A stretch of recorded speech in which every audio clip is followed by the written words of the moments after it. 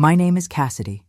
For most of my life, I've been the one people assumed would always land on her feet, the one who didn't need much help, the one who just figured things out.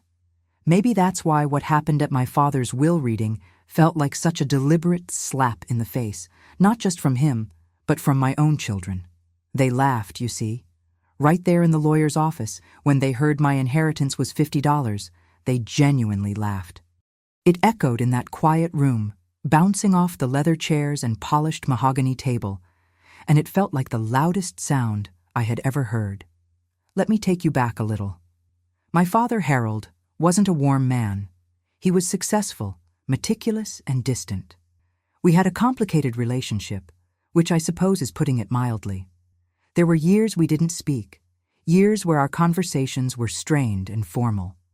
But in his final years, after his health started failing, I was the one who stepped up. My older brother, Mark, lived across the country and was always too busy with his career. My sister, Brenda, was closer, but had a knack for finding reasons not to be there when things got difficult. So it fell to me. I managed his appointments, made sure he had groceries, sat with him in the hospital. It wasn't easy. He wasn't an easy man to care for, even then. He complained, he criticized, he rarely showed gratitude, but he was my father, and I felt a duty, a connection that, despite everything, I couldn't sever. My children, Sarah and Tom, saw some of this. They saw me rushing over to his house after a fall, saw me looking exhausted after a night at the hospital, heard me on the phone trying to coordinate care. They knew the history too, the arguments, the coldness. They'd inherited some of their grandfather's pragmatic, almost cynical view of the world, especially when it came to money. They were both doing well for themselves, successful in their careers, with comfortable lives. They didn't need their grandfather's money, any of it, but they certainly expected it. They talked openly about what they might do with Grandpa Harold's inheritance long before he was even gone. It honestly bothered me, that casual entitlement, but I usually just bit my tongue. What was the point of arguing? When Dad finally passed, it wasn't sudden. It was a slow decline, and honestly, a mercy in the end. The funeral was small, respectful, but lacked warmth, much like the man himself. Then came the reading of the will. The lawyer, Mr. Henderson, was a stoic man in a gray suit who looked like he'd been handling difficult families and complex estates for centuries. He sat behind his large desk, us arranged in chairs facing him, Mark and Brenda, who had flown in, and my children, Sarah and Tom, who had come out of a sense of obligation, I suppose, or perhaps anticipation. And me. Mr. Henderson cleared his throat and began reading in a dry, official tone. There were bequests to charities, instructions for the handling of his business affairs, which were substantial. Then he got to the family. Mark received the summer cabin and a significant sum of money. Brenda received the main house and an equally significant sum. My children, Sarah and Tom, each received a not insubstantial amount as well, designated as being for their future endeavors. As he read out each amount, there were small, satisfied nods around the room. Then he got to me. He paused for a moment, adjusting his glasses. "To my daughter Cassidy," he read, his voice flat, "I leave the sum of $50. $50. The air in the room seemed to freeze. My siblings looked surprised, maybe a little uncomfortable. But Sarah and Tom, they reacted instantly. A snort from Tom, quickly stifled, followed by a giggle from Sarah, then another from Tom, louder this time. Their eyes met across the room, and they shared a look of pure, unadulterated amusement before bursting into outright laughter. It wasn't quiet tittering. It was full-bodied, shoulder-shaking laughter. I sat there, stunned. $50. After everything. After the years of neglect, after the difficult relationship, after the caregiving in his final years, $50. And my own children were laughing at it, laughing at me. It felt like a public humiliation orchestrated by the two people who should have been my strongest allies, right there in front of the siblings who had done far less than I had. The betrayal cut deeper than any disappointment I felt about the money itself, which, in that moment, felt utterly insignificant compared to the sting of their cruelty. My face must have been a mask of shock and hurt, but they didn't stop immediately. Their laughter continued for a few more agonizing seconds before Mr. Henderson cleared his throat loudly, giving them a stern look that finally sobered them up. They settled back in their chairs, looking slightly sheepish, but the damage was done. The sound of their laughter was already burned into my memory. I wanted to disappear. I wanted to scream. I wanted to grab my children by the shoulders and ask them how they could be so callous, so utterly lacking in empathy. $50. It wasn't just an insult. It felt like a final judgment from my father, a confirmation that in his eyes, I was worth next to nothing. And for my children to find that funny, it was unbearable. How do you react in a moment like that? Do you cry? Do you get angry? Do you just sit there and take it? What would you have done if you were in that room, hearing that, and seeing your own kids react like that? Let me know below. Mr. Henderson waited until the silence returned, a heavy, awkward blanket over the room. He didn't look at me directly.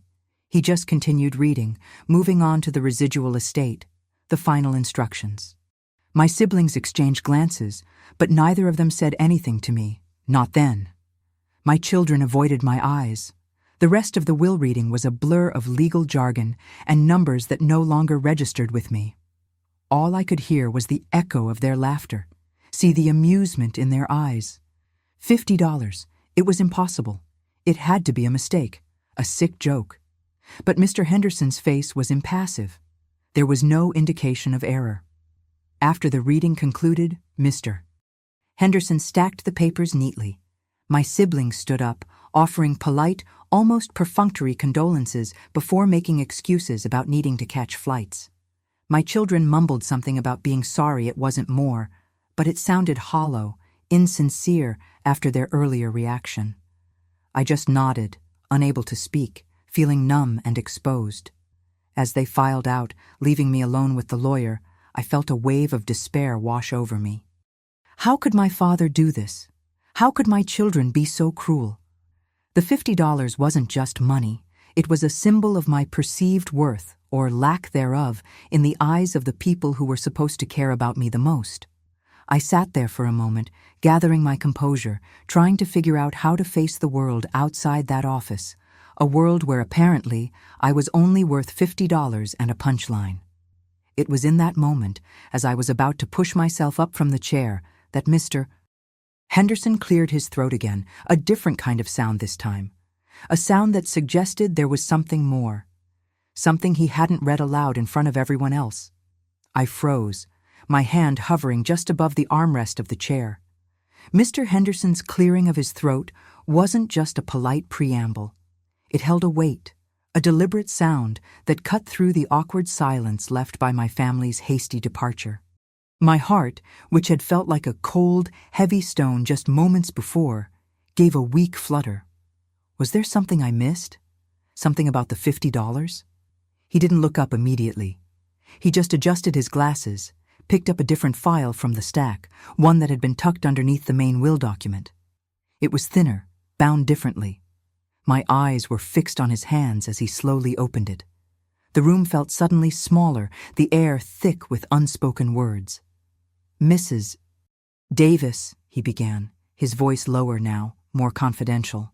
There was a codicil to your father's will. A codicil. I knew what that was. An amendment. But why wasn't it read with the rest? Why wait until everyone was gone? My mind raced, trying to make sense of it. Was the $50 a mistake? Maybe it was supposed to be $50,000? Even that seemed small compared to the rest of the estate, but it would at least make their laughter less justified. Mr.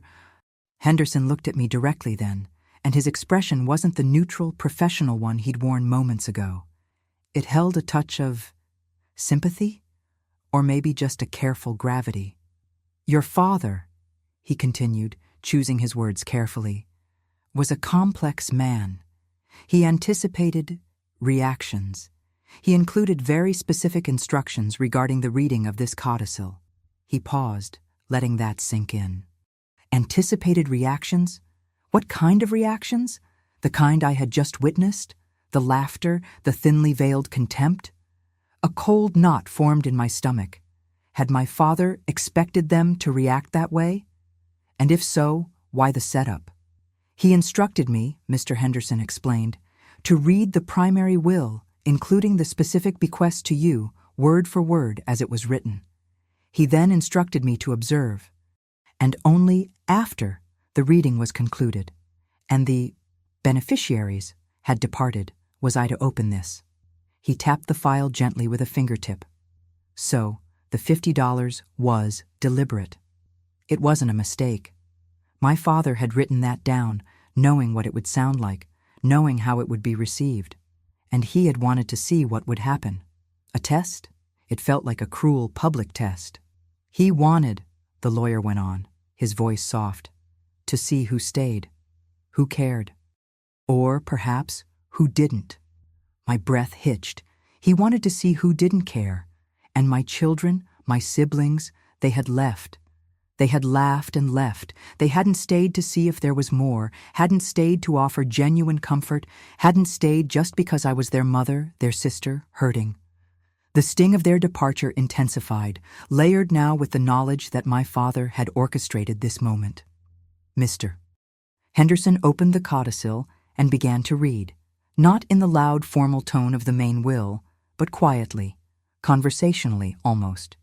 This codicil to my last will and testament pertains solely to my daughter, Eleanor Marie Davis.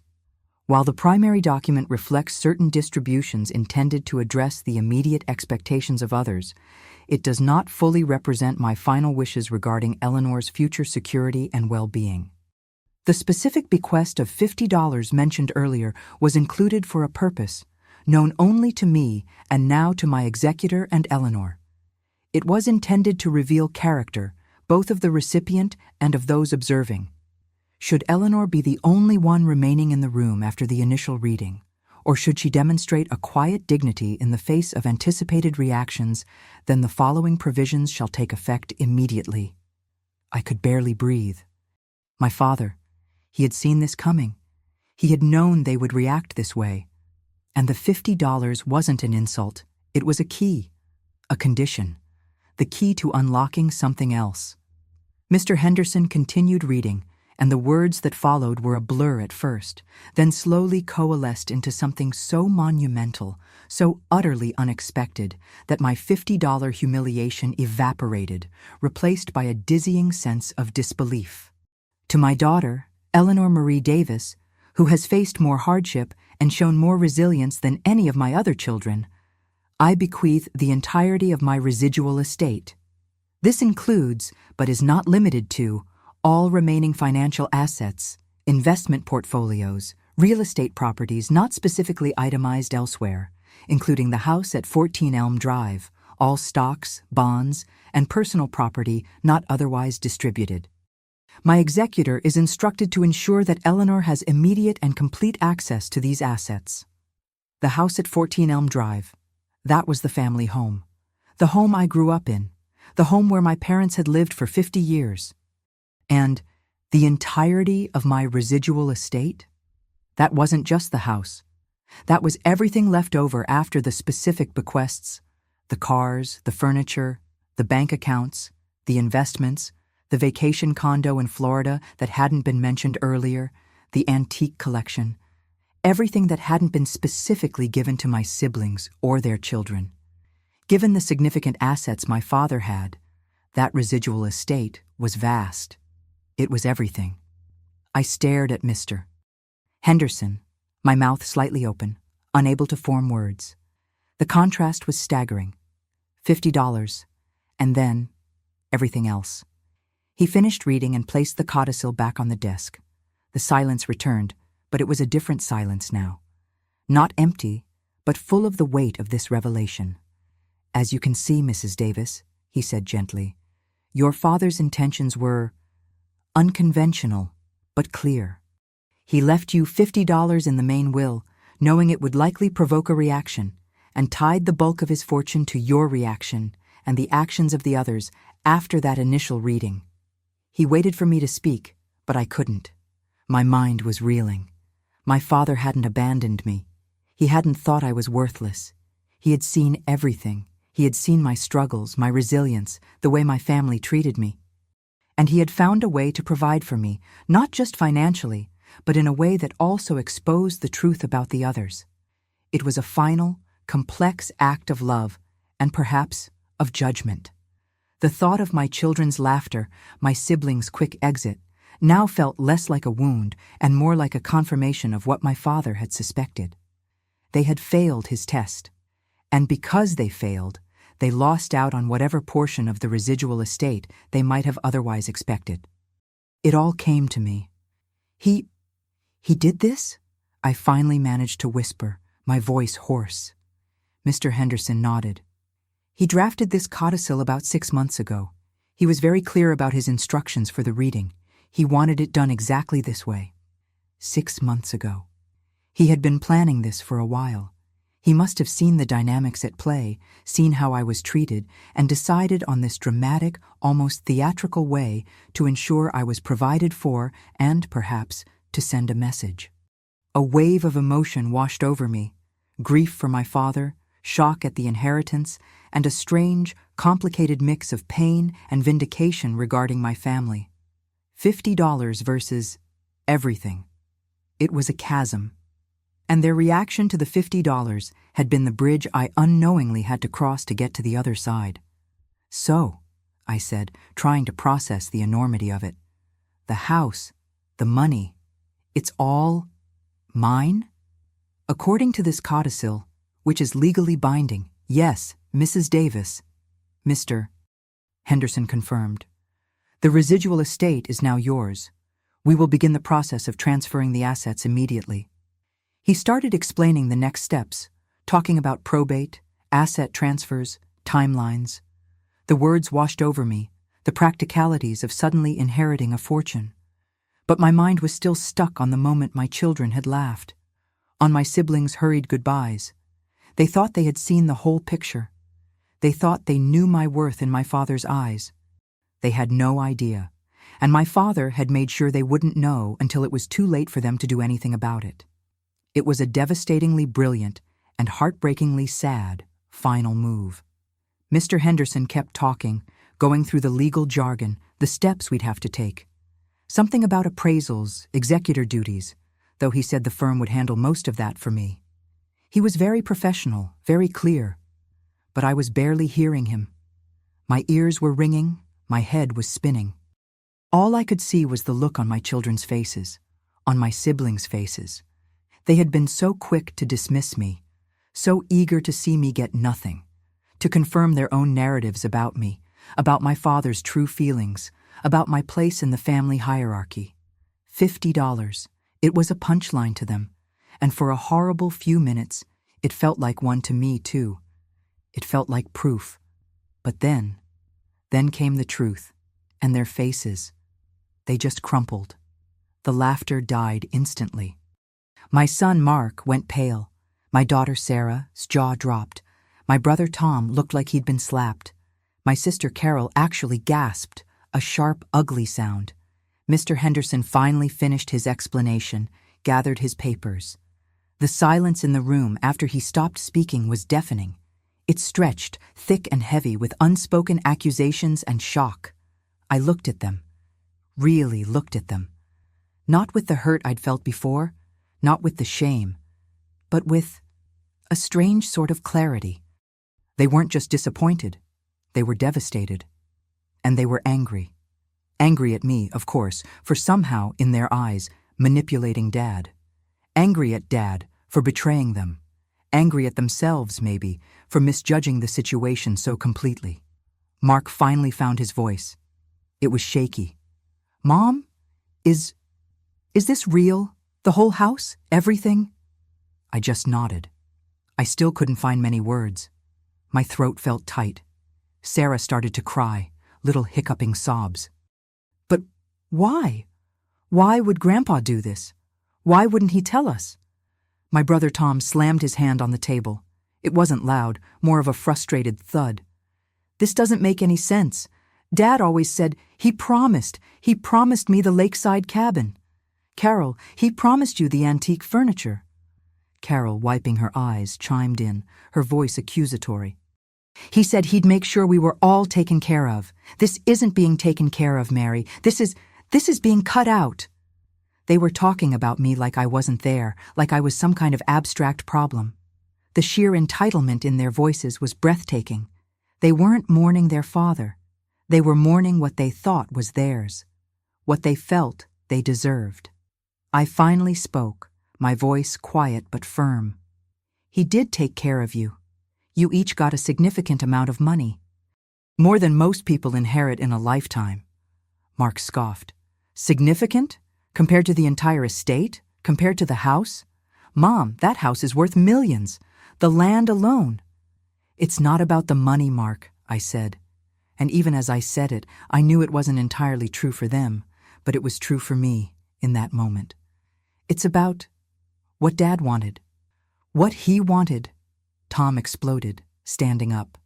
He wanted to humiliate us? To give everything to the one person he barely spoke to for years? To you, Mary?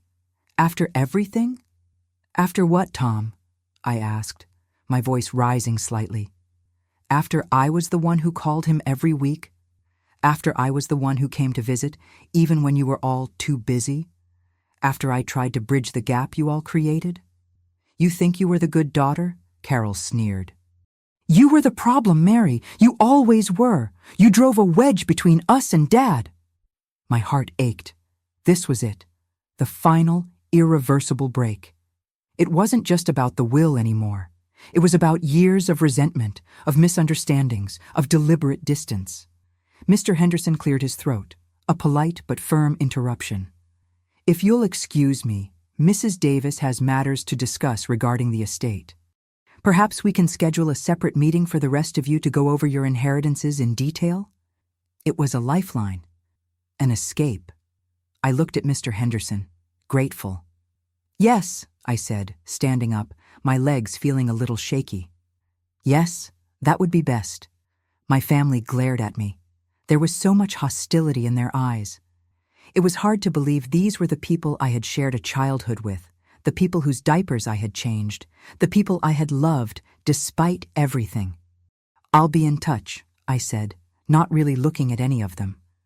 I turned and followed Mr. Henderson out of the conference room, leaving them sitting there in stunned, angry silence.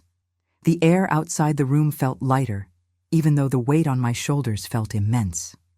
Mr. Henderson led me back to his office. He offered me a glass of water, which I accepted gratefully. My hands were trembling slightly. Are you all right, Mrs. Davis? He asked, his tone kind. As all right as I can be, I suppose, I said, taking a sip of the water. It felt like the first normal thing I'd done in hours. That was difficult. Inheritance readings often are, he said gently, especially when there are unexpected elements.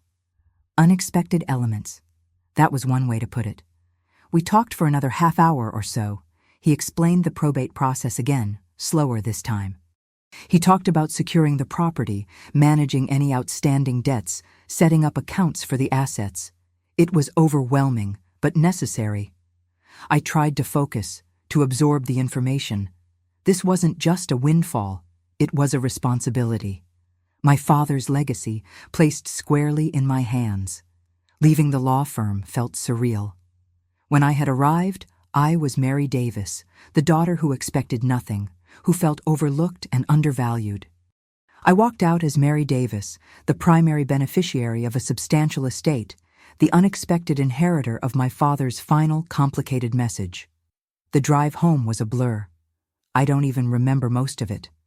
My mind was replaying the scene in the conference room, the laughter turning to shock, the anger, the accusations.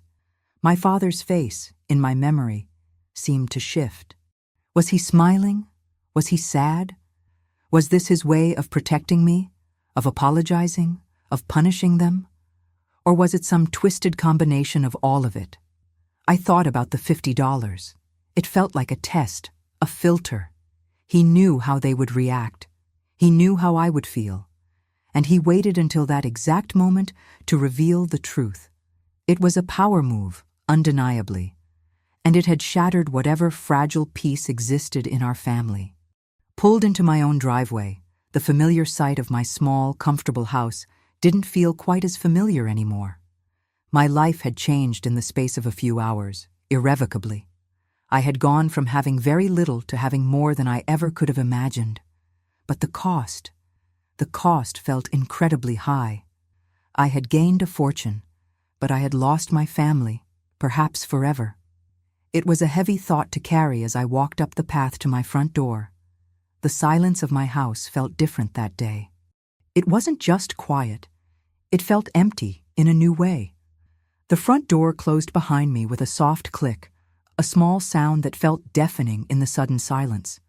The house was just as I'd left it that morning, tidy and quiet, filled with the familiar scent of lemon polish and old books. But it wasn't the same house. I wasn't the same person walking into it. It felt like I was stepping into someone else's life, someone who had just been handed a reality I couldn't possibly comprehend. The air felt thick, heavy with the weight of what had happened. I stood there for a long moment, my keys still clutched in my hand, just listening to the silence. My heart was pounding, a frantic drumbeat against my ribs. My hands were shaking. I felt like I was going to throw up. It wasn't just the shock anymore. It was a physical reaction to the sheer enormity of it all. $100 million. It was a number so large it felt meaningless, like counting stars or grains of sand. It wasn't money. It was an abstract concept that had somehow attached itself to my name. I walked into the living room, not really seeing anything. The worn armchair where I usually sat, the small TV, the bookshelf filled with novels I'd read a dozen times. They all looked foreign, like props in a play I no longer belonged in. I sank onto the sofa, the worn fabric familiar under my hands. But even that comfort felt alien. I felt completely disconnected from my own life. My mind kept replaying the scene in Mr. Henderson's office, the smirks, the laughter, the way Mark had leaned back, so smug, so sure. And then the silence, the stunned faces, the way their eyes had snapped to me, not with apology or understanding, but with a cold, hard anger. It was like a switch had been flipped. In their minds, I had gone from being the insignificant, slightly pathetic mother and grandmother to being the villain. The one who had somehow tricked their father, their grandfather, out of what they felt was rightfully theirs. Rightfully theirs. The entitlement was breathtaking. They hadn't earned it. They hadn't built it. My father had. Every single cent of that fortune was a testament to his hard work, his intelligence, his sacrifices. And they felt entitled to it just because they shared his last name, just because they were his biological descendants.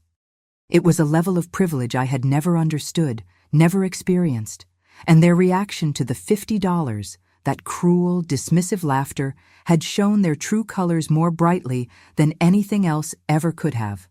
They saw me as nothing, less than nothing. An afterthought, a charity case. And then the world had tipped on its axis. $50 became $100 million. The charity case became the sole inheritor. And their laughter turned to ash in their mouths. It was a moment of pure, unadulterated drama orchestrated by my father from beyond the grave.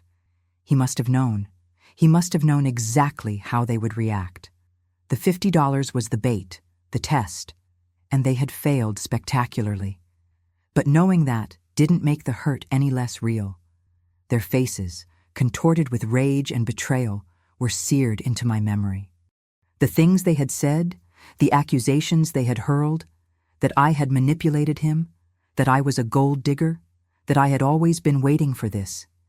It was vicious, it was unfounded, and it cut deeper than any insult ever had because it came from my own children, from the people I had raised, the people I had loved fiercely, unconditionally, the people I had put before myself for decades.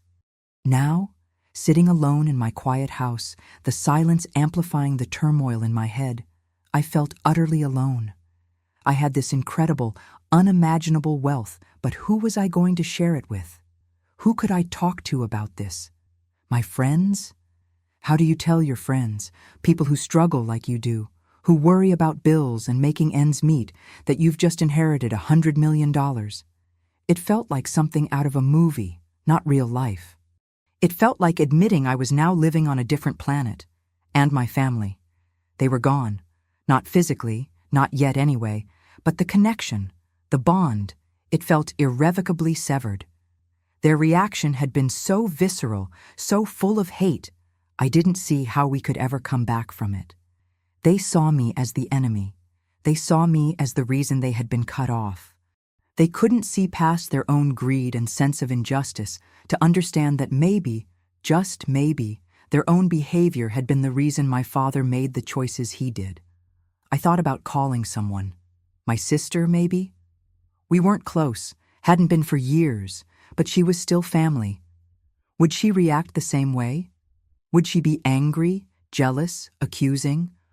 Or would she be different? I didn't know. The thought of making that call, of having to explain it all, felt exhausting.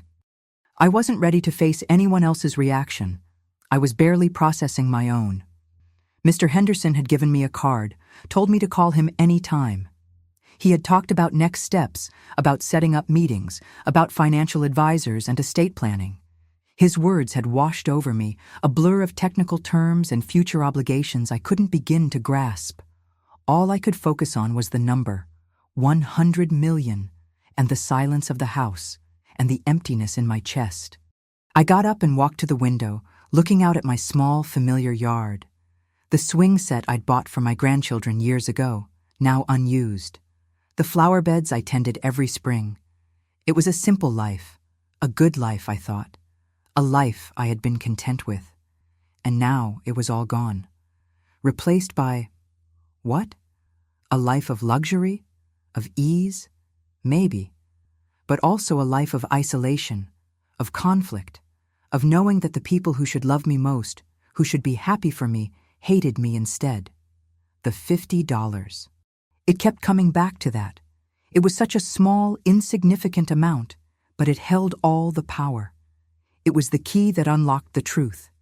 It was the spark that ignited the firestorm.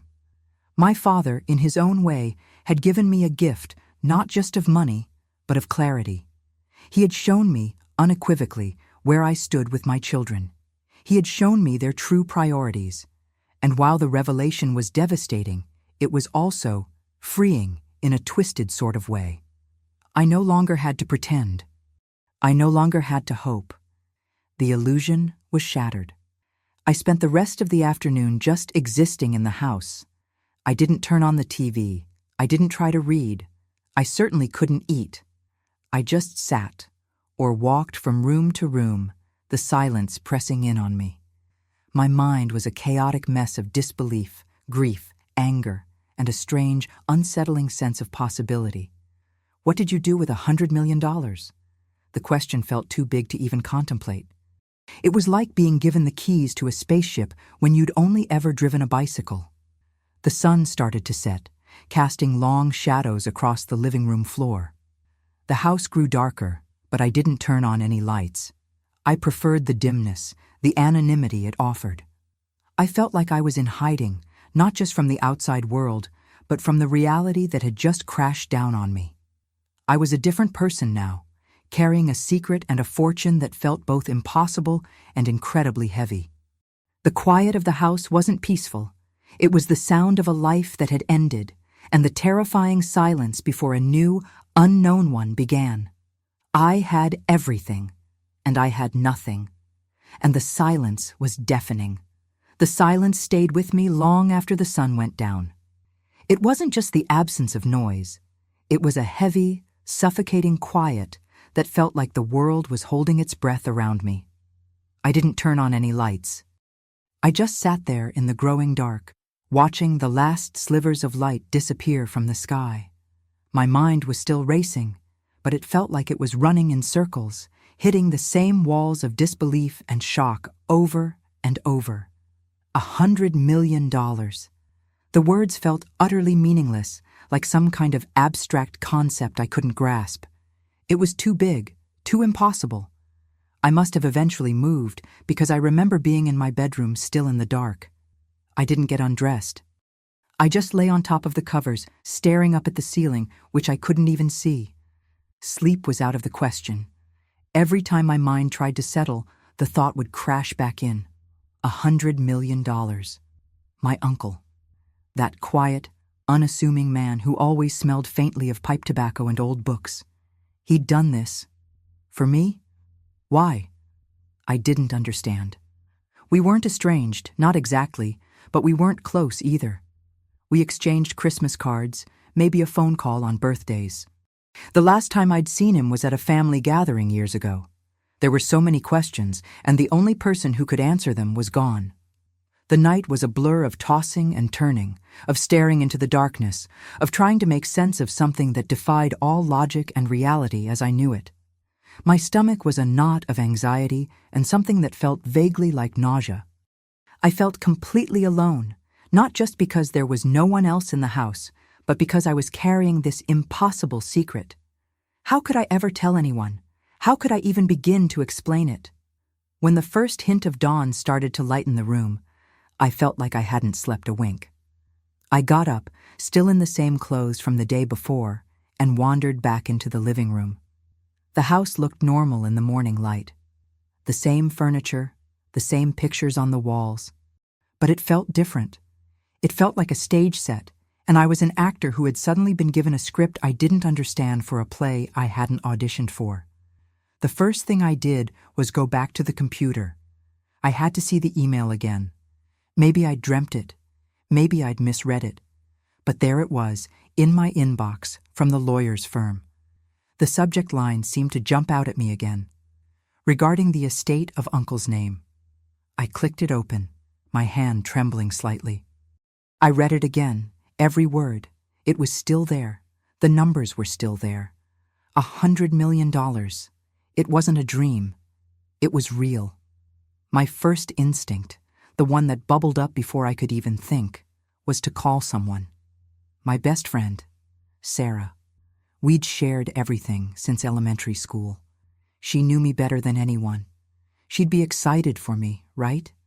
She'd help me figure it out. But then I stopped. $100 million.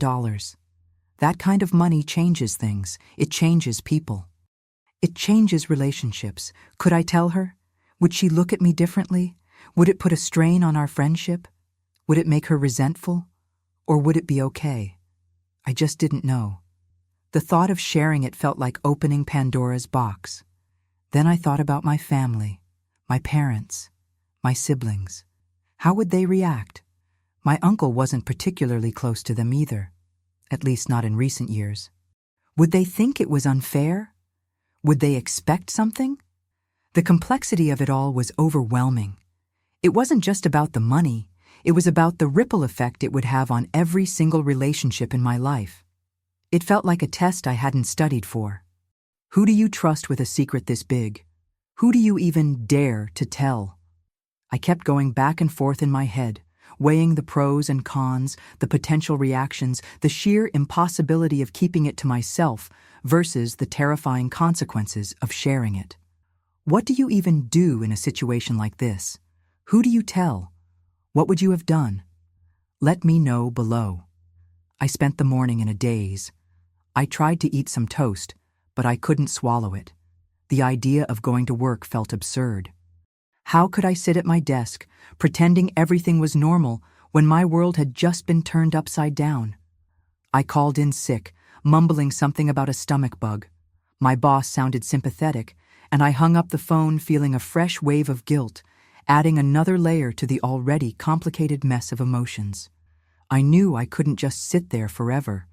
The email had mentioned needing to schedule a meeting with the lawyer. That was the next step, the practical step. But it felt like walking into a whole new dimension. This wasn't just a simple inheritance. This was life-altering wealth. It required lawyers, financial advisors, security maybe? My mind reeled at the possibilities and the problems. The house felt smaller now, or maybe I felt bigger, too big for it. Every object seemed mundane, insignificant in the face of the numbers I now carried in my head. My old life, the one I'd been living just yesterday, felt distant, like a faded photograph. It was hard to believe that only 24 hours ago, my biggest worry was whether I could afford to replace my worn-out couch. Now, the couch seemed like a ridiculous detail in a landscape of unimaginable wealth. The isolation was the hardest part. I had this monumental thing happening in my life, and I couldn't share it with anyone. I felt like I was walking around in a bubble, invisible to the rest of the world, while inside, a storm was raging. I wanted to talk about it, to process it out loud, to hear someone else say the words and make them feel real. But I was paralyzed by fear and uncertainty. The fear of changing everything, the uncertainty of how anyone would react. I pulled up the lawyer's email again. The name was unfamiliar. The firm was in a city a couple of hours away. It felt impersonal, official, and daunting. This wasn't just a friendly chat. This was business on a scale I couldn't comprehend. I knew I had to call them, but I couldn't bring myself to do it. Not yet. I needed more time to just breathe, to try and absorb the sheer magnitude of it, to try and figure out who I was now in this new, impossible reality. The silence in the house wasn't empty anymore. It was filled with the echoes of $100 million, a sound that was both thrilling and terrifying. I was standing on the edge of something vast and unknown, and I had no idea how to take the first step. I was standing on the edge of something vast and unknown, and I had no idea how to take the first step. The email from the lawyer sat there on my screen, a glowing rectangle of impossible reality. $100 million. The words felt foreign in my head, like a language I'd never learned. How could that even be? My life had been, well, it had been my life. Comfortable enough, certainly not struggling, but $100 million? That wasn't just a different tax bracket. That was a different planet. For days, I lived in a fog. I went through the motions. I made coffee in the morning. I watered the plants. I did the grocery shopping. But my mind wasn't there. It was constantly replaying the lawyer's email, the number, the sheer weight of it. It felt like I was holding a secret that was too heavy for one person to carry. And the hardest part? Keeping it from my children. After the will reading, things had been awkward, to say the least. Their laughter, while maybe meant to lighten the mood, had stung more than they knew. It felt like a dismissal, not just of the $50, but of my entire relationship with their grandfather, my stepfather. Now, knowing what I knew, their reaction felt even more complicated. How could I tell them? How could I possibly explain that the $50 was just a footnote, a misdirection, when the real story was this? I pictured their faces, the disbelief, maybe even suspicion. Would they think it was a joke? Would they think I was making it up? Or worse, would they suddenly look at me differently, see me through the lens of that impossible number? The thought of telling them paralyzed me. It wasn't just about the money anymore. It was about our relationship, about the dynamics of our family. I'd always been Mom, the steady one, the one who managed things, who didn't have secret fortunes. This felt like it would fundamentally alter everything, and I wasn't ready for that, so I kept the secret locked away, a lead weight in my chest. Every time the phone rang, I flinched, half expecting it to be the lawyer, half expecting one of the kids to ask a question that would somehow expose my secret. I checked my email obsessively, rereading the message, looking for a catch, a typo, anything that would make it less real. But it was always the same, professional, concise, and utterly staggering. Sleep was difficult. My dreams were a jumble of numbers, lawyers' offices, and the sound of laughter. I'd wake up in a cold sweat, the reality hitting me fresh each morning. I tried to distract myself. I read books, I watched old movies, I even attempted to clean out the garage, a task I'd been putting off for years. But nothing worked. The thought was always there, humming beneath the surface of everything I did. $100 million. I started thinking about what it could mean. Not just for me, but for them. For my children. For their futures. I could help them in ways I'd never dreamed. Pay off mortgages, fund educations, give them a safety net so vast they'd never have to worry about money again. The possibilities were endless, dizzying. But then the fear would creep back in. Would it spoil them? Would it change them? Would they still be the people I loved, or would the money become the most important thing? Days turned into a week. The lawyer hadn't contacted me again, which felt both like a relief and a source of anxiety. Maybe it was a mistake? Maybe they'd realized they sent the email to the wrong person? The silence was almost as unnerving as the initial shock. I knew I couldn't wait forever. This wasn't going to go away on its own. I had to face it. I had to call them. Getting ready to make that call felt like preparing for a major surgery. I rehearsed what I would say in my head. "Hello, my name is my name. I received an email regarding my stepfather's estate. The one about the $100 million? It sounded ridiculous out loud, even in my own head. How do you even start that conversation? I finally decided to send an email first. It felt less confrontational, less immediate. I drafted it carefully, trying to sound calm and professional, like this was just a routine inquiry and not the most earth-shattering event of my life. Subject: inquiry regarding estate of stepfather's name. Dear lawyer's name.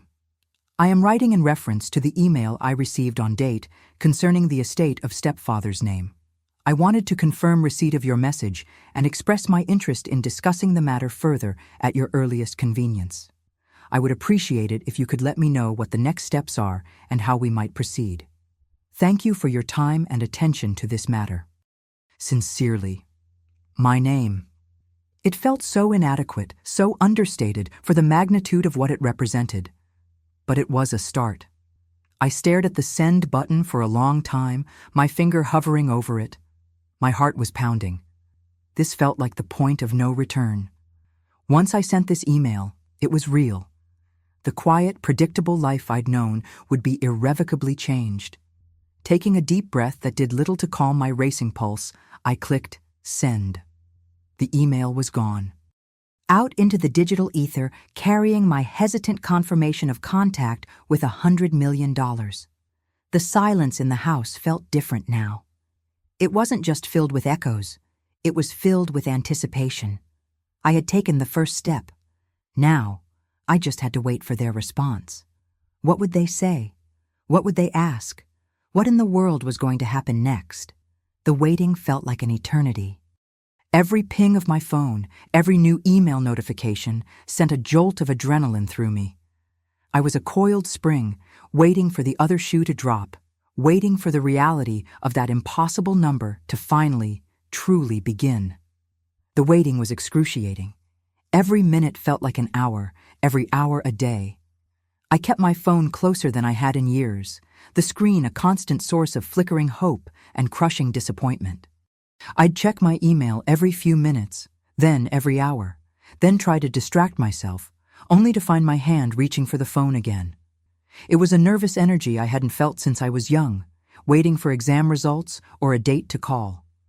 I tried to read, tried to watch TV, tried to do chores, but my mind kept replaying the lawyer's words, the number, the email I'd sent. Was it real? Had I imagined it? Had I sent it to the wrong address? Had it bounced back? I checked my sent folder a dozen times just to confirm it was gone. Finally, after what felt like an eternity but was probably only about 24 hours, an email arrived. The subject line was concise. Regarding your inquiry, estate of deceased relative's name. My heart leaped into my throat. It was from the same law firm. My hands were shaking as I opened it. The email was formal, professional. It acknowledged receipt of my message and confirmed they were the legal representatives handling the estate. They stated they had reviewed the information I provided and requested a phone call at my earliest convenience to discuss the matter further. They gave me a few options for call times and provided a direct phone number. It was brief, to the point, and offered no details about the inheritance itself, but it was confirmation. They had received it. They were responding. This wasn't a dream. I didn't wait. I picked the earliest time they offered, which was later that afternoon, and replied immediately. Then the waiting started again, but this time with a scheduled endpoint. That afternoon, at precisely the agreed-upon time, my phone rang. The caller ID showed an unfamiliar number, but I knew who it was. I took a deep, shaky breath and answered. "Hello? Good afternoon. Is this my name?" A calm, professional voice on the other end. "Yes, it is. Good afternoon, Ms. My name. This is lawyer's name from law firm name. Thank you for taking my call. We received your email regarding the estate of deceased relative's name. Yes, thank you for contacting me back so quickly." My voice was a little shaky, but I tried to keep it steady. "Not at all. We appreciate you reaching out. We've reviewed your email and confirmed the details you provided. It appears there was a communication discrepancy regarding a significant portion of the estate designated for you." A communication discrepancy. That was one way to put it. I just listened, letting him continue. "To be direct, Miss Korkwar's my name, the document you referenced, the codicil dated date of codicil, is indeed a valid and binding amendment to the will. It clearly designates a specific asset, valued at approximately $100 million to be transferred to you." Hearing the number spoken out loud by a lawyer in this formal context was surreal. It hit differently than seeing it on a faded piece of paper. $100 million. It wasn't a typo. It wasn't a mistake. It was real. 100 million? I managed to stammer out, the number feeling foreign on my tongue. "Yes, that is correct," he confirmed, his tone unwavering. "The asset is a substantial block of shares in a privately held company that has recently undergone a valuation. The codicil instructs these shares, or their equivalent value, to be transferred to you." He went on to explain some of the complexities. The shares weren't easily liquidated, which was perhaps why the initial will reading focused on the more straightforward assets. The codicil was a separate, later document, and for reasons they were still investigating internally at the firm, it hadn't been properly integrated or communicated during the initial reading process. He apologized profusely for the oversight and the distress it must have caused. Distress didn't even begin to cover it, but I didn't interrupt. He explained the next steps. They needed to formally verify my identity, which would involve sending documents. They needed to discuss how I wanted to receive the inheritance, whether I wanted to take possession of the shares themselves, which he strongly advised against without significant financial expertise, or have the estate liquidate them and transfer the cash equivalent. He talked about setting up special accounts, about potential tax implications, about the need for professional financial advice. It was a whirlwind of information, legal jargon mixed with numbers that felt like they belonged in a movie, not attached to my life. Through it all, I felt strangely numb and overwhelmed at the same time. It was like my brain couldn't fully process what was happening. This wasn't a small amount of money. This wasn't enough to pay off a mortgage or buy a nice car. This was life-altering, generation-altering wealth. The kind of money that changed everything about how you lived, how you thought, how you interacted with the world. He asked if I had any questions. I did, 1,000,000 of them, but they were all jumbled in my head. How did this even happen? Why me? What did this company do? What were the shares worth exactly? How long would this take? What about taxes? But the most pressing question, the one that sat heavy in my chest, was how could something this significant have been missed? I asked him about the will reading, about the $50. He explained that the initial reading focused on the primary will, which indeed listed the $50 bequest, along with other specific items and residual percentages for other beneficiaries. The codicil, being a separate amendment dealing with a specific large asset, should have been presented simultaneously or immediately thereafter. But somehow it wasn't. He reiterated it was an internal error they were looking into. He couldn't offer more details about the why over the phone, but the fact remained, the codicil was valid and the inheritance was mine. We talked for nearly an hour. He was patient, answering my halting questions and explaining things in as simple terms as possible. By the end of the call, the numbness was starting to wear off, replaced by a dizzying sense of reality. This was happening. My life, the quiet, unassuming life I had built, was about to be turned completely upside down. The $50 inheritance, the laughter, the humiliation, it all felt like a distant, cruel prologue to this impossible new chapter. He said they would send me a package of documents and information in the coming days, and that we would need to schedule a face-to-face meeting soon. We ended the call, and I sat there, phone still in my hand, staring at the wall. $100 million. It was real. $100 million. It was real. The words just hung in the air after I disconnected the call. My hand was shaking. I didn't know what to do. Walk around? Sit still? Scream? Cry? Laugh? It felt like I was floating about 10 feet off the ground, completely disconnected from my own body. $100 million. The number was so big, it didn't even feel like money. It felt like a concept, an idea. Something that happened to other people in movies, not to me, not in my quiet little house, not after the humiliation of that will reading. I kept replaying the call in my head. The lawyer's calm, professional voice explaining the error, the codicil, the amount. He'd gone over it multiple times, patiently, as if explaining basic math to a child. Yes, the initial distribution list was correct regarding the $50, but it was only a partial summary.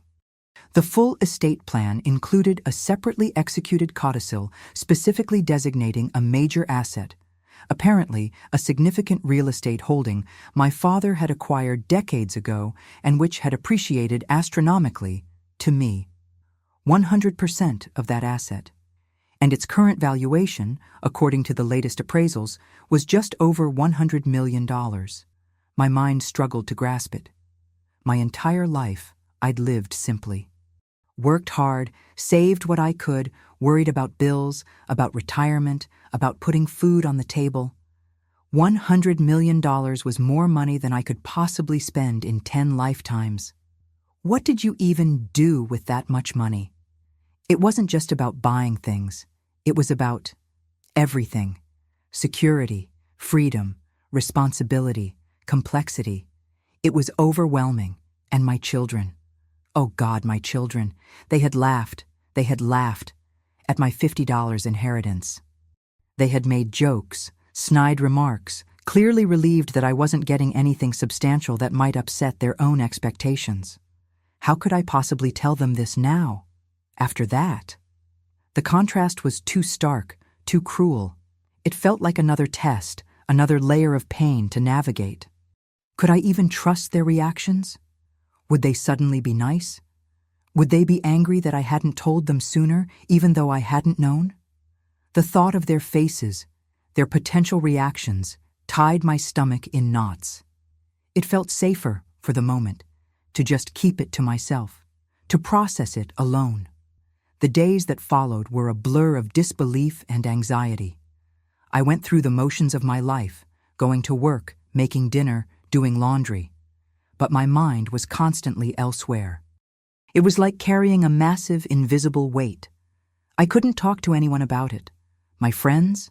How would they react? My sister? After everything?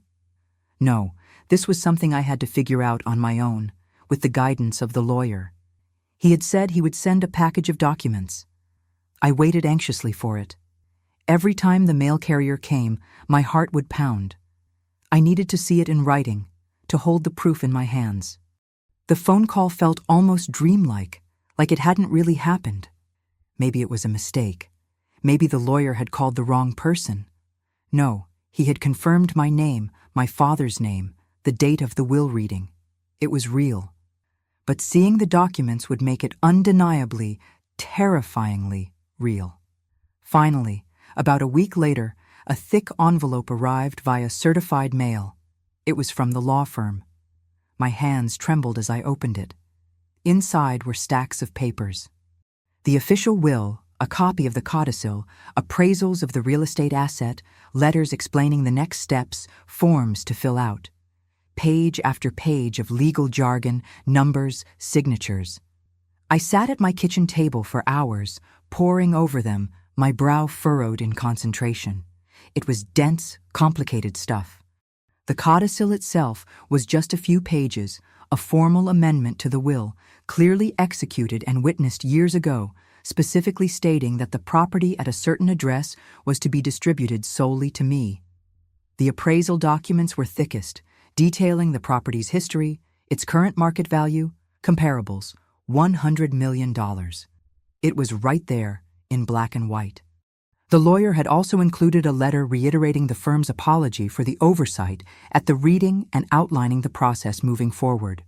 It involved verifying my identity, setting up preliminary consultations about managing the inheritance, taxes, potential investments, legal structures. It was clear this wasn't just a matter of them writing me a check. This was a monumental financial event that required careful planning and professional management. He suggested a face-to-face meeting at their offices as soon as possible to discuss everything in detail and answer all my questions. Reading those documents was like stepping into another dimension. The world I had known, with its familiar financial constraints and worries, suddenly felt tiny and distant. This inheritance wasn't just money, it was a complete paradigm shift. It represented an unimaginable level of security, yes, but also a massive responsibility. What was I supposed to do with this? How could I honor my father if that was even possible with such a gift? How could I ensure it didn't change me, or worse, ruin me? The weight of it settled on my shoulders, heavy and suffocating. I folded the documents carefully, placed them back in the envelope, and locked it away in a safe place. The secret was still mine, for now. But I knew I couldn't keep it hidden forever. The meeting with the lawyer was the next inevitable step, the point of no return. The meeting with Mr. Davies was set for the following Tuesday. The drive downtown felt surreal. My old car, the one that had reliably gotten me everywhere for years, seemed smaller, older, less capable somehow, carrying me towards a destiny I still couldn't quite grasp. The lawyer's office was in a modern glass building, the kind I usually only saw from the street. Everything about it screamed success and seriousness. The receptionist was polite, the waiting area hushed and tasteful. It felt like I was walking into a different world, and in a way, I was. Mr. Davies was exactly as I remembered from the will reading, calm, professional, and with an air of quiet competence. His office was large, with a panoramic view of the city. We sat at a polished table, not across a desk, which felt slightly less adversarial, more collaborative, though the stakes were incredibly high. He had the documents spread out, along with some charts and figures that made my head spin just looking at them. He started by reiterating the basics, confirming the amount, explaining the source of the funds, a combination of long-term investments my father had made, properties he'd held, and some business interests I hadn't even known about. He explained that the initial figure in the documents was the approximate liquid value and easily transferable assets, but there were other holdings that would take time to liquidate or manage, adding significantly to the total value over time. He talked about setting up a trust, not just for managing the money, but for protecting it, for ensuring it wasn't squandered or targeted by frivolous claims. He spoke about tax implications, about investment strategies designed for long-term growth and preservation, about the importance of diversification. He used terms like portfolio management, estate planning, generational wealth, words I'd only ever heard on the news or in movies. He outlined the process of transferring the funds, which involved setting up new accounts, signing a mountain of paperwork, and working with financial advisors his firm recommended. It wasn't just one lump sum dropped into my checking account. It was a complex operation, designed to manage and grow this wealth responsibly. Throughout the meeting, he was patient, explaining everything clearly, pausing to ask if I had questions. My questions felt small, almost naive, compared to the scale of what he was discussing. I asked about timelines, about the initial amount I would have access to, about how much control I would have versus the trust managers. He answered everything directly, his tone reassuring, but never downplaying the significance of the situation. He stressed the importance of building a team, financial advisors, accountants, perhaps even a personal security consultant, depending on how public I decided to be about the inheritance. That last part sent a shiver down my spine. Security? For me? The idea was unfathomable. He also gently brought up the matter of my family. He explained that while the will specified the funds were solely for me, navigating the social and emotional aspects of such wealth, especially when others had been left so little, could be challenging. He offered resources, counseling services specifically for people dealing with sudden wealth, which he said was a surprisingly common and often difficult transition. He understood, without me having to say it, the potential for conflict, for strained relationships, for people to change when large sums of money are involved. Leaving his office was like stepping back into the real world after being in a dream. The city streets looked the same, the sun was still shining, but my perspective had fundamentally shifted. I walked out with a briefcase full of documents, a head full of complex information, and a heart heavy with the weight of this new reality. It wasn't just money, it was a responsibility I hadn't asked for, a burden that felt overwhelming. I drove home on autopilot, the familiar route feeling foreign. How could life just continue as normal when everything had changed so dramatically? I pulled into my driveway, the same modest house I'd lived in for years, and it looked different. It looked smaller, older, less adequate somehow, not because it wasn't a perfectly good house, but because my mind was now calibrated to a different scale. The secret felt heavier than ever. My children still thought I was the same person who got $50. They were probably still joking about it, maybe even feeling a little sorry for me while I held the key to a fortune. How could I tell them? How could I bridge that gap? Would they understand? Would they be happy for me? Or would they feel betrayed, angry that I hadn't told them sooner, or worse, entitled to a share they weren't given? The thought of their reactions, of the potential for this money to drive a wedge between us, was agonizing. I spent the next few days in a daze, going through the motions of my life while my mind was consumed by trusts, investments, and the sheer, mind-boggling number in my bank account. I started the process Mr. Davies outlined, setting up the initial accounts, signing the papers.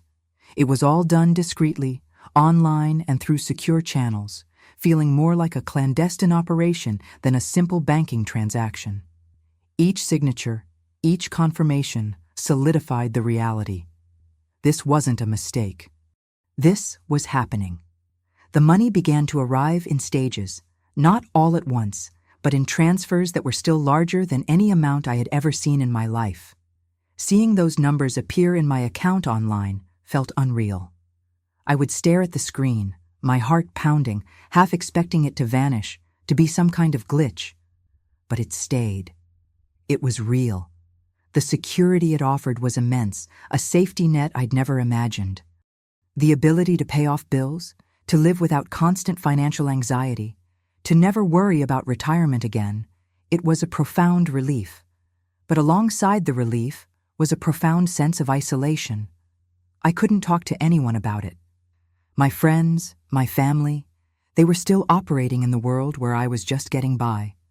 How could I suddenly reveal that I was wealthy beyond their comprehension? It felt like wearing an invisible disguise, pretending to be one person while secretly being someone entirely different. The authenticity I valued so much in my life felt compromised by this massive secret. I knew I couldn't keep it hidden forever.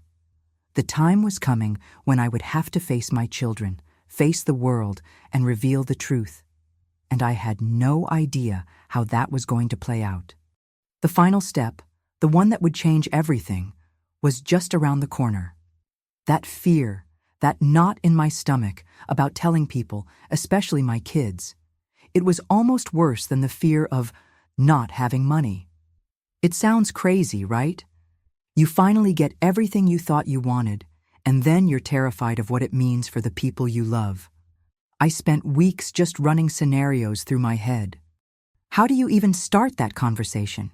Hey guys, remember how mom was always scraping by? Turns out she's kinda rich now. It felt absurd. I worried they'd feel like I'd been lying to them all their lives, which in a way I had been, just by omission. I worried they'd change, that the money would somehow spoil them or change our relationship. I finally decided I had to do it face to face, all of them together. It felt like ripping off a Band-Aid. I invited them over for dinner, something I still did pretty regularly, even though they were grown and out of the house. We ate, we talked about their jobs and their lives, just like normal. My heart was pounding the whole time. After dinner, when we were sitting around the living room, I took a deep breath and just started. I didn't lead with the money. I started by talking about my life, my struggles, the jobs I'd worked, the worries I'd had about their futures, about my own retirement, about everything. I laid it all out, the constant low-level hum of financial stress that had been the soundtrack to my life for decades. I saw their faces change, softening with empathy, remembering those times, maybe understanding for the first time just how tight things had often been. Then I told them about the investment, about the man who had given me the opportunity, about the long shot it felt like at the time. I told them how I'd almost said no. And then I told them about the day I checked the account. I told them the number. Or I told them it was enough that I would never have to work again, that I could take care of myself and them, that their kids, if they had them, would be taken care of too. I watched their eyes get wide. There was silence for a few seconds that felt like an eternity. My daughter was the first one to speak. She just whispered, "Mom?" like she wasn't sure it was real. My older son looked stunned, just staring at me. My younger son, the most pragmatic one, just asked, "How much, Mom?" Like, really? So I told them. Not the exact number, but I gave them a sense of the scale. I saw a mix of disbelief, shock, and then, slowly, relief washing over their faces. My daughter started crying, not sad tears, but like a release. She came over and hugged me so tight. "Oh, Mom," she kept saying. "Oh, Mom, I'm so happy for you." My sons were quieter, asking questions, trying to understand the logistics, the taxes, the implications. They weren't asking for money, not at first. They were just trying to process that their mom, who had always been the one they worried about a little, was now secure beyond anything they could have imagined. It wasn't a perfect Hollywood moment. There was awkwardness, confusion, but mostly there was love. They saw that I was still me, the same person who worried about them, who loved them fiercely. The money didn't change that. It changed my circumstances, yes, but not my core. We talked for hours that night. I answered their questions as best I could. I told them my biggest fear was that this would change us, change our family. They reassured me, and I believed them. The immediate aftermath was interesting. Friends noticed I wasn't working anymore. I told them I'd had a bit of a windfall, enough to retire comfortably. I kept the details vague. Some were curious, some were just happy for me. A few relationships shifted, inevitably. Some people treated me differently, a little hesitant, a little envious maybe. Others didn't bat an eye. The real test came when people started asking for help. Family members, friends of friends. It's a different kind of pressure. Saying no is hard, but learning to say no while still being generous in ways that feel right, that's a skill. I set up trust for my kids, made sure their futures were secure without just handing them blank checks. I started looking into causes I cared about, thinking about ways to use this wealth for good, for things beyond just my own comfort. Life changed, of course it did. I traveled, something I'd only ever dreamed of. I bought a small, comfortable house that didn't leak when it rained. I stopped checking prices at the grocery store. These seem like small things, but they are monumental when you've lived without that freedom your whole life. The constant low-level anxiety I mentioned earlier, it was gone. Replaced, sometimes, by a different kind of anxiety, the responsibility of managing this wealth, the fear of messing it up, the isolation of the secret before it was out. But the biggest change wasn't the material things. It was the peace of mind. It was the ability to wake up in the morning and decide what I wanted to do, not what I had to do to survive. It was the freedom to spend time with my kids and grandkids without worrying about taking time off work. It was knowing that I could face whatever health issues might come up without it bankrupting me. That kind of security is priceless. Looking back on it all, The whole improbable journey, from that struggling single mom to, well, to this, it still feels a bit surreal. It wasn't luck, not entirely. It was a combination of a leap of faith, a calculated risk, and maybe, just maybe, the universe finally cutting me a break after a lot of hard years. I learned that money doesn't solve everything, but it sure removes a whole lot of problems. It doesn't change who you are, but it can give you the freedom to be more of who you want to be. It taught me about trust, about risk, about the surprising weight of having too much after a lifetime of having too little. It's a different world now, one I'm still navigating. I'm grateful every single day. It wasn't the ending I ever expected, but it's a good one. So, that's my story. All of it. The struggles, the risks, the unbelievable payoff, and what came after. It's been quite a ride. I'd love to hear what you think. If you found yourself in a similar situation, what would be the very first thing you'd do? Let me know in the comments below. Thanks for listening. It means a lot.